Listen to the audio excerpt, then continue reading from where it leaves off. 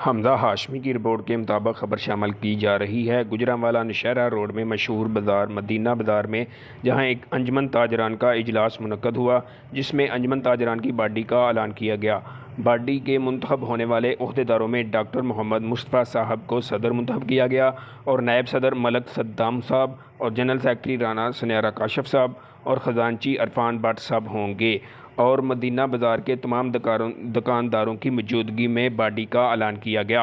और मदीना बाज़ार के सदर डॉक्टर मोहम्मद मुस्तफ़ा साहब ने कहा कि इंशाअल्लाह हम इस बाज़ार का हर एक काम इकट्ठे करेंगे और यकजहन होकर करेंगे। इसमें कोई भी पीछे नहीं रहेगा और कोई भाई को भी पीछे नहीं छोड़ेंगे। सब दुकानदारों को साथ लेकर चलेंगे।